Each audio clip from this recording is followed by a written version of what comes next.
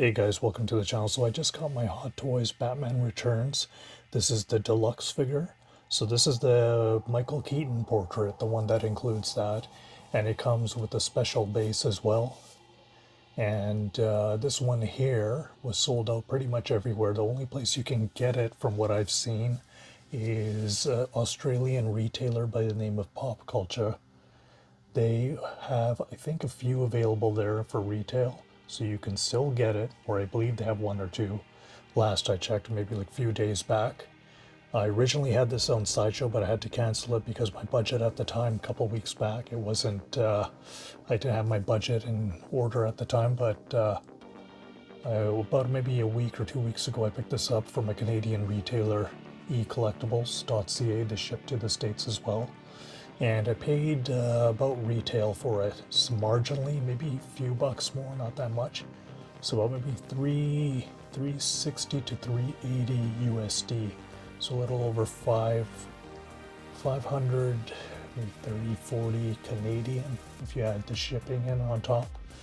But nonetheless, guys, you got your typical traditional Hot Toys box here. You got the Batman, the manufacturing, the warning labels on the back. You got the side of the box there, MMS77016 scale collectibles figure. And you can see there's a nice logo, Batman logo here. I'm going to bring the box up close. So very simple. You got the old school Batman logo out in the up in the sky in the clouds, like the moonlight area there. And then on the back here, and the box slides off, and this is what you get underneath there. Michelle Pfeiffer, Michael Keaton, Danny DeVito, and then you got that. There you go, guys. So without further ado, let's take this out of the box and see what the figure looks like. Got everything out of the box here. So before actually I assemble this, let's just do a quick look at all the accessories.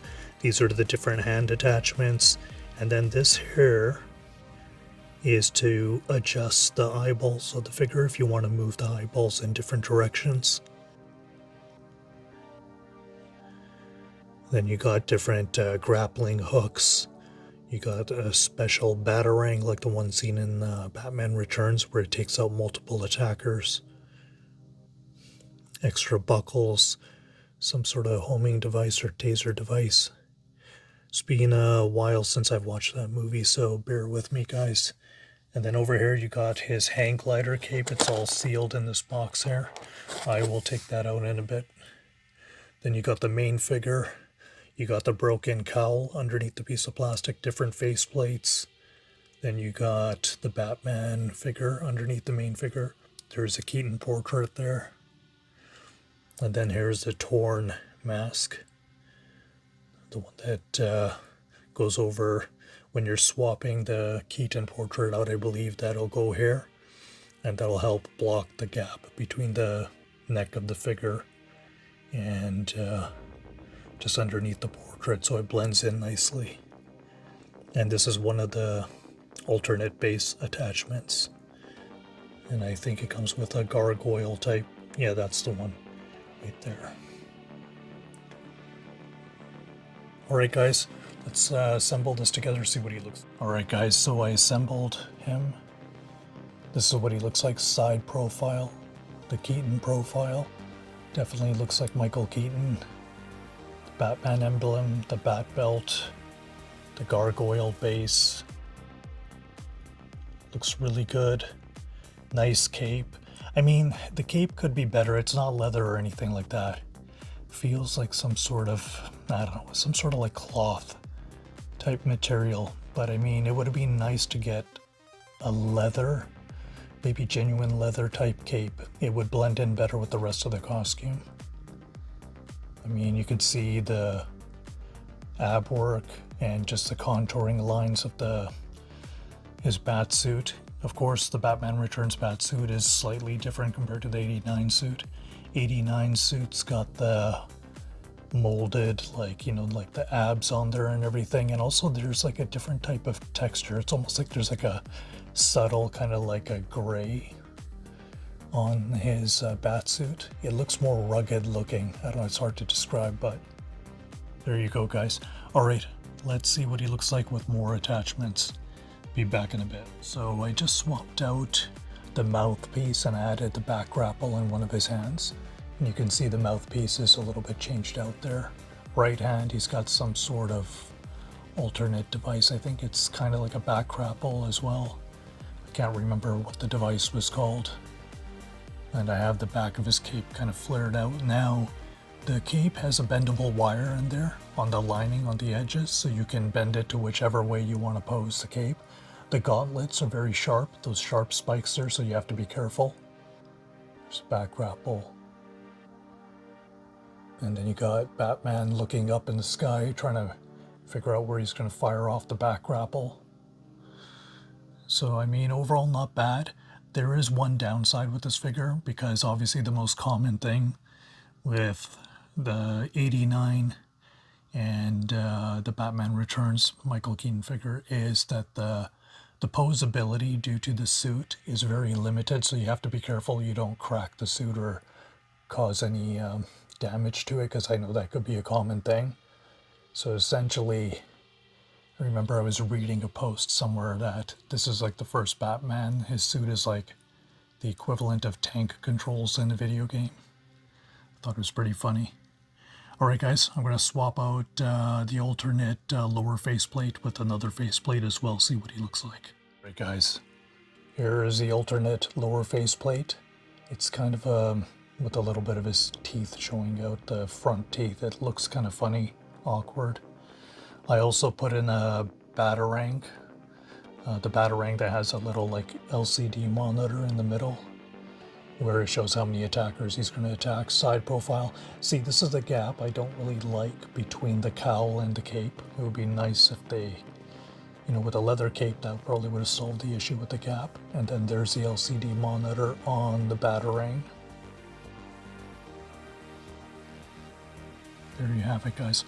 Alright, I'm going to swap this out with another alternate portrait. I'll probably go with the Bruce Wayne Keaton portrait this time. Alright guys, so I just swapped it out with the Keaton portrait here. I mean, look at that portrait. That looks so amazing.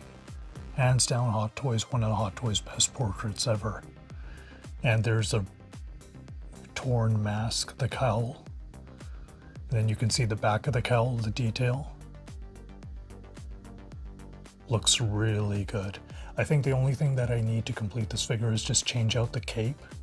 But other than that, it's done.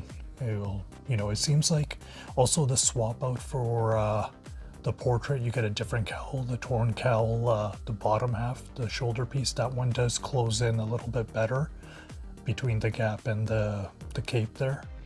I mean, there's still a little bit there. A little bit of a gap, but nothing crazy. And I mean, the detail on the base is pretty good. And the crotch grabber piece, I should have maybe plugged it in a little bit better. But overall, I mean, amazing piece. I'm glad I have this in my collection now.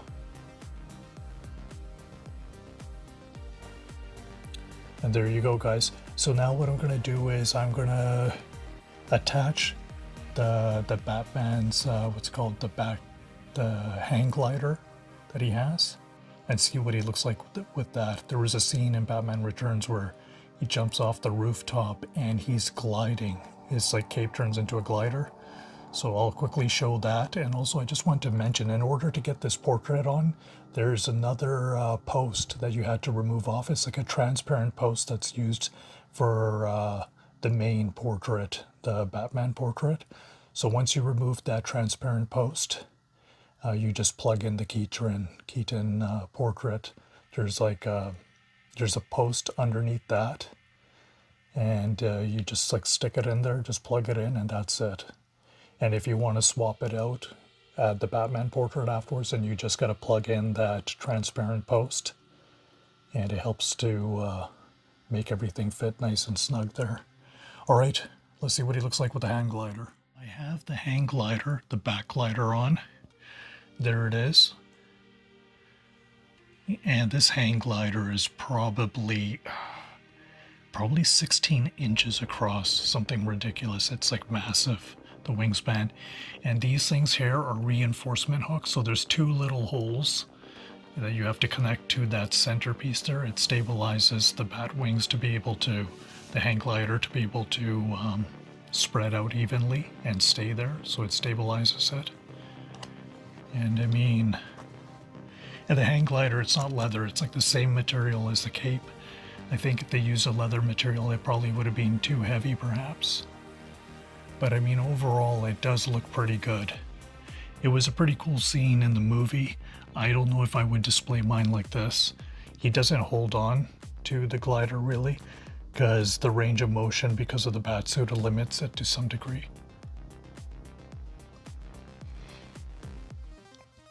And getting the glider on was a little bit tricky. So I had to take the portrait off, the bat portrait, and there's a little fabric piece with a hole in it. That goes over the post, the little ball joint post, and then you'll stick the transparent, there's like a post over that. It clicks into that, the slot in there where the ball joint is, and then you slide over the Batman's portrait on top. It's like a 3-step process pretty much.